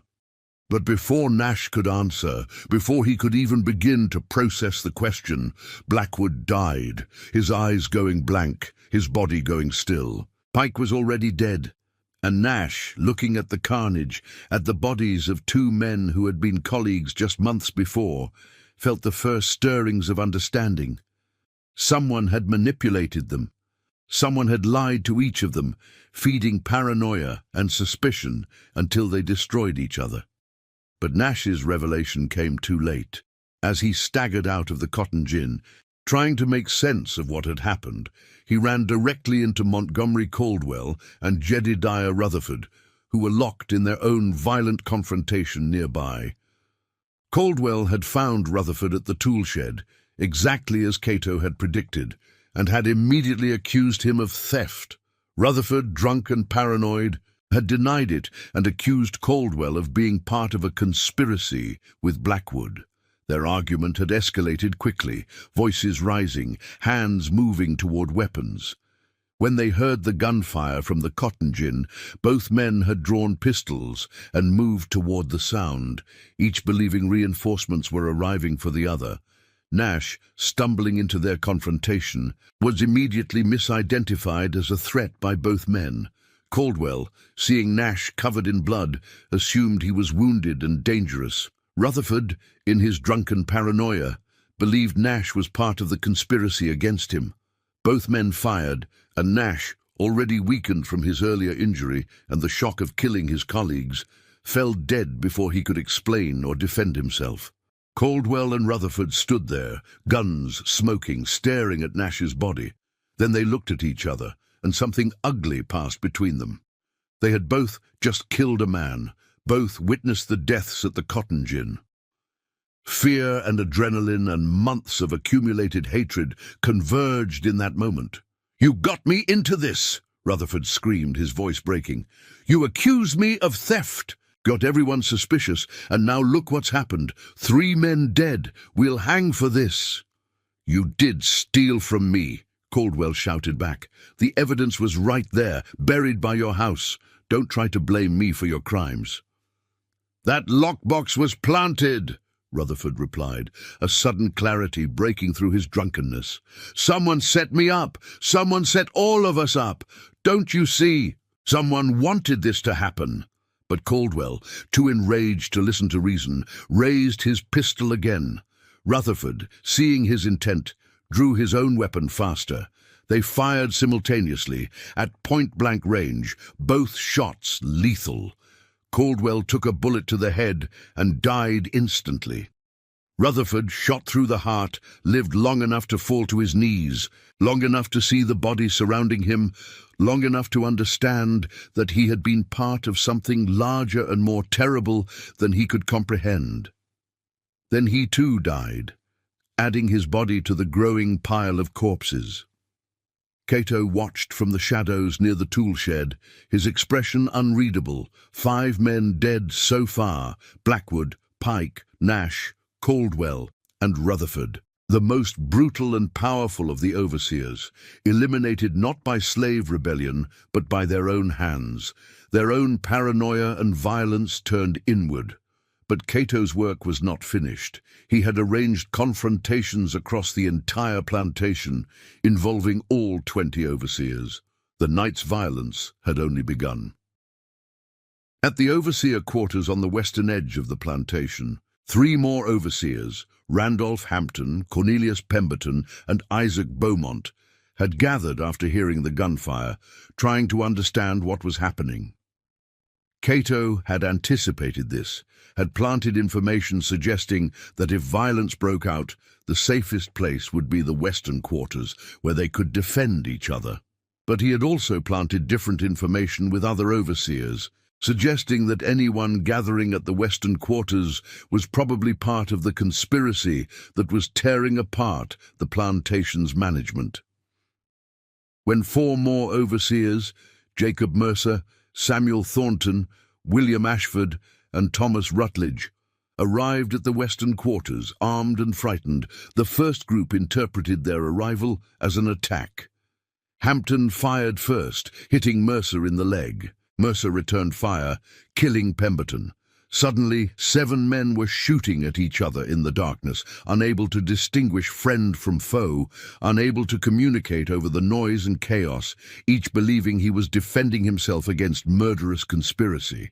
The fight lasted less than 5 minutes, but claimed 4 more lives. Hampton, Mercer, Beaumont, and Ashford all fell, while Thornton, Rutledge, and one other overseer named David Caldwell, Montgomery's younger brother, survived but were wounded. The survivors, in shock and terror, fled in different directions, no longer trying to understand what was happening, simply trying to stay alive. At the plantation's main house, Master Nathaniel Whitfield heard the gunfire and emerged onto his porch, demanding answers. Several enslaved houseworkers, terrified by the violence, cowered inside. Master Whitfield grabbed a rifle and shouted for his wife and daughters to lock themselves in the upper rooms. He sent his teenage son, Nathaniel Jr., to ring the plantation bell, calling for help from neighboring plantations, signaling that something terrible was occurring. The bell rang out across the dark countryside, a sound of panic and distress. In the slave quarters, people emerged from their cabins, confused and frightened. Cato was already there, moving among them, his voice calm and authoritative. "Violence among the overseers," he said quietly. They killing each other. We stay in the quarters, stay quiet, stay out of it. This not about us, this their madness. We just stay invisible and let them destroy themselves. Most of the enslaved population followed his advice, retreating to their cabins, praying that the violence would not turn toward them as it so often did. But Cato moved through the darkness toward the big house, toward the oak tree by the river where he had told Amma to wait with the children. On his way, he encountered one more group of overseers, 5 men who had gathered near the stables, trying to organize some kind of response to the chaos. When they saw Cato approaching, one of them grabbed him roughly. "What do you know about this?" The overseer, a man named George Whitfield, a distant cousin of the master, demanded. "You've seen what's happening. Who's attacking us?" "I don't know, sir," Cato replied, his voice frightened and submissive. "Just heard shooting, sir. Saw Mr. Blackwood and others at the Cotton Gin all shooting each other, sir. Looked like they all gone mad, sir." "Blackwood's dead," another overseer named Henry Morrison said. "Who killed him?" "They killed each other, sir," Cato said. "Mr. Pike and Mr. Nash and Mr. Blackwood all shooting in the dark. I ran away when I saw it, sir. Didn't want to get shot." The 5 overseers looked at each other, fear visible even in the darkness. Their colleagues were killing each other. The head overseer was dead, and they had no idea who to trust, who was friend and who was enemy. Suspicion, the poison that Cato had been spreading for 8 months, had infected them all. "It's the slaves," George Whitfield said suddenly. "They've risen up. They're killing us and making it look like we're killing each other." "No, it's Master Whitfield," another overseer named Peter Blackwood, Thurston's younger brother, replied. "He's decided we know too much about his business dealings. He's cleaning house." Their paranoia, now completely untethered from reality, made them see threats everywhere. They argued about what to do: flee the plantation, barricade themselves, go to the big house for protection, arm the slaves to defend against whoever was attacking. The argument grew heated, voices rising, hands moving toward weapons. Cato, seeing where this was heading, slipped away into the darkness. Behind him, the argument escalated into violence. 5 more gunshots rang out, and when the shooting stopped, 3 more overseers were dead: George Whitfield, Peter Blackwood, and Henry Morrison. The 2 survivors, both wounded, fled into the night, running toward Savannah, leaving the plantation behind. By 10 o'clock that night, 17 overseers were dead and 3 had fled. The plantation bell continued ringing, a futile call for help that went mostly unanswered. Neighboring plantation owners, hearing the bell and the gunfire, assumed a slave uprising and chose to fortify their own properties rather than ride into danger. Master Whitfield stood on his porch, rifle in hand, surrounded by 3 terrified household slaves he had armed to defend the big house, trying to understand how his entire management structure had collapsed in a single night. Cato reached the oak tree by the river and found Amma waiting with the children. Abeni held Grace's hand tightly. Kofi clutched a small cloth bundle containing a few possessions. Amma's face, when she saw Cato, transformed from fear to relief to determination. "Is it done?" she asked. "Almost," Cato replied. "The overseers have destroyed each other just as I planned. Master Whitfield stands alone with his family, but he's terrified. The plantation will descend into chaos. By tomorrow, when they realize what happened, they'll come looking for answers." "Then we run now," Amma said, "before they organize, before they suspect." Cato nodded. He had supplies cached at locations along their planned route. He had connections with the Underground Railroad. He had prepared for this moment for months. But as he looked at his family, at the fear and hope mingled in their faces, he felt something he had not expected to feel: doubt. "Come with me," he said quietly to Amma. "I need to see something first." He led her and the children back toward the plantation, keeping to the shadows, until they could see the big house and the grounds illuminated by torches that Master Whitfield's son had lit. They could see the bodies scattered across the plantation, near the cotton gin, near the tool shed, near the overseer quarters. 17 white men, all dead, killed by each other's hands, based on lies that a supposedly inferior, supposedly incapable enslaved coachman had planted and nurtured. "Look at this, children," Cato said softly. "Remember this night. Remember that your father was not powerless. Remember that intelligence and patience can defeat brutality. Remember that we are not what they say we are. We are not inferior. We are not animals. We are human beings who can fight back, who can win, even when the entire world is designed to crush us." Abeni, 9 years old, looked at the scene of death and destruction, then at her father.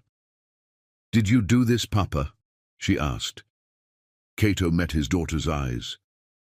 "Yes," he said, "I did this, and I would do it again, because they took everything from us, and the only way to survive was to take something back. Never forget that, Abeni. Never forget that you come from people who fought." "Was it justice, Papa?" Kofi asked, his young voice uncertain. "Or was it murder?" Cato considered the question, the same question he had asked himself 1,000 times over the past 8 months. "I don't know, son," he said honestly. "History will decide that. But I know that it was necessary. I know that I would rather die free than live in chains, and I know that I would rather our family escape than stay here another day. So let history judge. We have to go." They turned away from the plantation, from the bodies and the chaos, and the life they had known for so long. They walked toward the river, where a small boat Cato had prepared waited to take them downstream, toward Savannah, and then north toward freedom. As they walked, Cato heard the voice of old Kwame behind them. The elderly man had followed, watching the aftermath of Cato's work. "Go with the ancestors, Olukayode," Kwame called softly. "You've given us all a gift tonight. You've shown that we are not helpless, that there are ways to fight, even when they hold all the weapons. Your story will be remembered. It will be whispered in quarters across the South. It will give others hope and ideas. Go now and live. Live free, as you deserve." Cato raised his hand in acknowledgement, in gratitude, in farewell. Then he helped his family into the boat, and they pushed off from the shore, the current carrying them away from Whitfield Plantation, away from slavery, toward an uncertain future that was nonetheless theirs to shape. Behind them, the plantation descended into complete chaos. When dawn broke on September 15th, 1851, the full scope of the carnage became visible. 17 overseers dead. 3 fled and never returned. Master Whitfield, in shock, sent for help from authorities in Savannah. The sheriff and a group of armed men arrived by midday, examining the bodies, interviewing the traumatized survivors and enslaved witnesses, trying to piece together what had happened. The investigation revealed a tangled web of suspicion, paranoia, theft accusations, and violent confrontations. Each survivor told a different story, each blaming different people, each claiming self-defense or justified response to perceived threats. The physical evidence, bodies scattered across multiple locations, different weapons used, signs of both premeditated ambush and spontaneous fighting, suggested a coordinated conspiracy but provided no clear picture of who had conspired or why. The enslaved population, when questioned, knew almost nothing. They had heard gunfire. They had seen overseers arguing for weeks. They had stayed in their quarters during the violence, following instructions from various overseers and from common sense. A few mentioned that Cato, the coachman, had been helping people stay calm and safe during the chaos, encouraging them to remain in the quarters and avoid getting involved in white people's violence. No one suspected Cato of any role in the violence itself. Why would they? He was a slave. Slaves didn't have the intelligence or agency to orchestrate such a complex series of events. That was what white people believed, and that belief blinded them completely. The authorities eventually concluded that a combination of factors had led to the massacre: financial pressures from poor cotton yields creating tension among the overseers, personal grudges that had festered unresolved, possible theft by one or more overseers that had created paranoia, and finally, a catastrophic breakdown in trust that led to a night of mutual slaughter. It was an embarrassment to the entire plantation system, a public demonstration that even white men could not be controlled once suspicion and fear took root. But it was not blamed on enslaved resistance. The possibility that an enslaved person could have engineered the whole thing was too threatening to the worldview that justified slavery, too dangerous to acknowledge even as a hypothesis. Master Nathaniel Whitfield never fully recovered from the shock. He sold Whitfield Plantation the following year, unable to recruit new overseers willing to work at the site of such a massacre, unable to look at the grounds without seeing the bodies. He moved to Charleston and died 3 years later, some said from a broken spirit. The plantation was divided and sold to multiple buyers. The enslaved population scattered across Georgia and South Carolina, families separated as they so often were in that brutal system. The story of what happened at Whitfield Plantation spread throughout the South, told in different versions, interpreted in various ways. Among white plantation owners, it became a cautionary tale about the importance of carefully vetting overseers, about the dangers of allowing conflicts to fester, about the need for strong central authority. Among enslaved people, however, the story took on different meanings. Whispers spread through the quarters of different plantations, carried by traveling slaves, by preachers, by field hands who were hired out to multiple locations. The whispers said that the overseers at Whitfield had been destroyed not by external attack, but by internal poison, by lies so well crafted that they couldn't distinguish truth from fiction. The whispers said that someone had been smart enough, patient enough, to turn the master's weapons against themselves. The whispers said that enslaved people were not helpless, that intelligence was a weapon white people couldn't take away, that there were paths to resistance that didn't require direct confrontation. The whispers gave hope to people who had been told they were inferior, who had been treated as property, who had been broken down and rebuilt as obedient tools. And in some versions of the whispered story, there was a name, Cato, or Olukayode, a coachman who had seen everything and remembered everything and used that knowledge to orchestrate the impossible. Whether the real Cato had actually done what the stories claimed was less important than what the stories represented. The possibility of resistance, the existence of agency, the proof that enslaved people could fight back and win, even against overwhelming odds.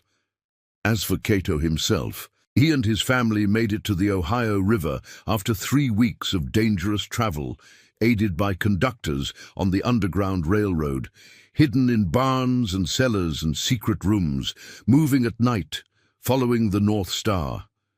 They crossed into free territory on October 7, 1851, and for the first time in his life, since being captured in Africa at age 23, Cato was legally free. They settled eventually in a small community of formerly enslaved people in Ohio, where Cato found work as a skilled carpenter and coachman. Amma worked as a seamstress. The children attended school, an illegal act in the South, but a source of pride and hope in the North. Abeni learned to read and write, eventually becoming a teacher herself. Kofi grew up to be a minister and an abolitionist speaker. Grace, too young to remember much of slavery directly, grew up free but carrying the stories her parents told her. Cato lived with the weight of what he had done, the 17 men whose deaths he had orchestrated for the rest of his life. He did not speak about it often, even with Amma. When he did, usually late at night when memories pressed too hard, he would say, "I don't know if God will forgive me. I don't know if I can forgive myself. But I know that my children sleep free. I know that my wife was never violated. I know that we escaped a system designed to destroy us, and I know that I would do it again, all of it, if that was the price of freedom." He died in 1879, at the age of 66, surrounded by his family, in his own bed, a free man. On his deathbed, his children and grandchildren gathered around, and he told them the full story of what happened at Whitfield Plantation, holding nothing back. He wanted them to know the truth, wanted them to understand what had been necessary, wanted them to carry forward the knowledge that resistance was possible even in the darkest circumstances. "Never accept oppression," he told them, his voice weak but still clear. "Never believe that you are powerless. Never let anyone convince you that you are inferior. We are descendants of people who survived the Middle Passage, who endured slavery, who fought every day for our humanity. That strength is in you. Use it. And if the day comes when you must choose between submission and resistance, choose resistance, every time, no matter the cost." His funeral was attended by hundreds of people from the formerly enslaved community, many of whom had heard the stories of the Whisperer of Savannah, the man who had turned the master's violence against themselves. They sang spirituals, the same songs that had carried coded messages of resistance during slavery. They told stories of his life, his wisdom, his courage, and they vowed to carry forward his legacy. The night of violence at Whitfield Plantation became part of the hidden history of slavery, the stories that didn't fit into the sanitized narratives that white historians preferred to tell. Official records mentioned it briefly, describing it as an unfortunate incident of labor conflict among overseers. But in the oral tradition of African American communities, the story lived on, growing and changing with each telling, becoming myth and legend, representing something larger than the specific events of that September night. What Cato did was not simply personal revenge, though it was born from personal trauma. It was a demonstration of agency, a proof that enslaved people could strategically resist even the most brutal system of oppression. It showed that intelligence and patience could be as powerful as physical force, that psychological warfare could be as effective as rebellion. It revealed that the system of slavery, for all its violence and control, rested on assumptions about racial inferiority that were completely false, and that when those assumptions were exploited, the system could be turned against itself. The legacy of that night extends into our present moment. When we study slavery, we often focus on the large-scale rebellions: Nat Turner's Rebellion, the Stono Rebellion, the German Coast Uprising. These acts of open resistance were important and brave, but there were also quieter forms of resistance, subtler campaigns of sabotage and psychological warfare. Individuals like Cato, who fought back using the tools available to them, who refused to accept their own oppression even when direct confrontation seemed impossible. Understanding these stories matters because the fight for justice didn't end with the Emancipation Proclamation in 1863 or the 13th Amendment in 1865. The systems and assumptions that justified slavery evolved into Jim Crow segregation, into mass incarceration, into ongoing structural racism that shapes American society today. The same attitudes that allowed white people to view enslaved Africans as inferior persist in new forms. The same willingness to use violence to maintain racial hierarchy continues in police brutality and vigilante killings. And just as enslaved people like Cato found ways to resist their oppression, modern movements for racial justice continue that tradition of resistance. Black Lives Matter activists, civil rights organizations, community organizers, and countless individuals fighting for equality are descendants not just biologically, but spiritually, of people who refused to accept oppression. They carry forward the legacy of those who fought back, who resisted, who insisted on their full humanity even when society tried to deny it. So when we ask whether what Cato did was justice or murder, we are really asking deeper questions about the nature of resistance to oppression. When a system holds you in bondage, denies your humanity, brutalizes your body, violates your loved ones, and offers no legal recourse, no path to freedom, no recognition of your rights, what are your moral obligations? Are you obligated to submit, to wait for your oppressors to voluntarily grant you freedom? Or do you have the right to fight back using any means available? These are not easy questions. Violence is terrible, always. The deaths of 17 men, even men who were part of an evil system, even men who themselves dealt out violence daily, is a tragedy. But it exists within a larger tragedy, the system of slavery itself, which claimed millions of lives, destroyed countless families, created intergenerational trauma that persists today. Cato's violence was responsive, not initiating. It was strategic, not sadistic. It was aimed at liberation, not domination. Does that make it justified? History continues to debate. What is clear is that Cato's story, and the stories of countless others who resisted slavery in ways large and small, must be remembered and honored. They are part of American history, though too often ignored or minimized in mainstream narratives.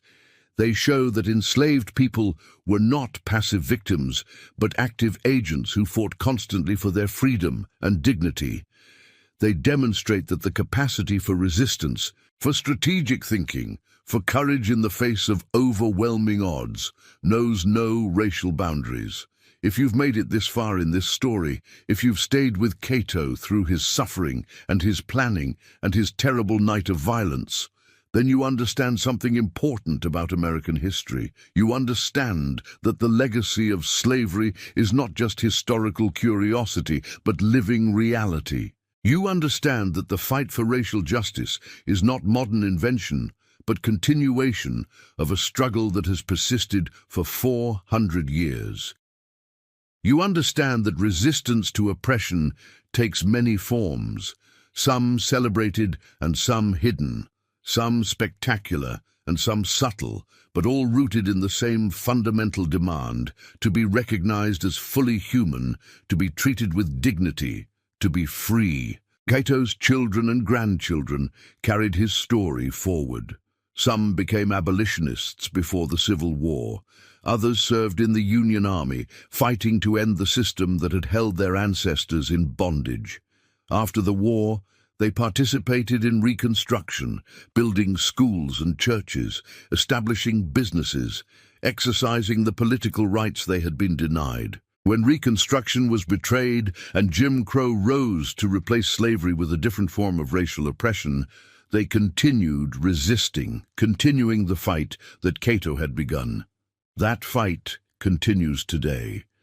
Every time someone stands up against systemic racism, every time someone refuses to accept inequality, every time someone insists that Black Lives Matter and demands accountability for police violence, they are continuing the tradition of resistance that Cato represented. The methods may be different. We no longer need to orchestrate complex psychological campaigns to turn overseers against each other, thank God. But the spirit is the same: refusal to accept oppression, determination to secure freedom and dignity, willingness to fight even when the odds seem overwhelming. Remember Cato. Remember Olukayode. Remember the whisperer of Savannah. Remember that he was a real person who lived and suffered and loved and fought back. Remember that he represents thousands of others whose names we don't know, whose stories weren't recorded, who nonetheless resisted slavery in ways large and small. Remember that their resistance made freedom possible. Remember that their legacy calls us to continue fighting for justice today. And if anyone ever tries to tell you that enslaved people were passive, that they accepted their condition, that they lacked the intelligence or courage to fight back, tell them about Cato. Tell them about the coachman who turned 20 overseers against each other using nothing but words and patience. Tell them about the man who freed his family and escaped to the north. Tell them about the father who chose resistance over submission, even knowing the terrible risks. Tell them that Black history is full of heroes who never made it into the textbooks, but whose courage and intelligence and determination shaped the course of American history. This is the story of the Whisperer of Savannah. This is the story of how one enslaved man used his intelligence as a weapon, his patience as a strategy, and his understanding of human psychology to orchestrate the destruction of his oppressors. This is the story of resistance, of liberation, of refusing to accept that anyone has the right to hold another human being in bondage.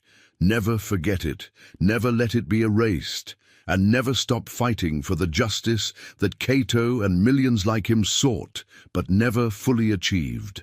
The fight continues, the legacy endures. Freedom is not given, it is taken by those brave enough to demand it and smart enough to secure it, whatever the cost.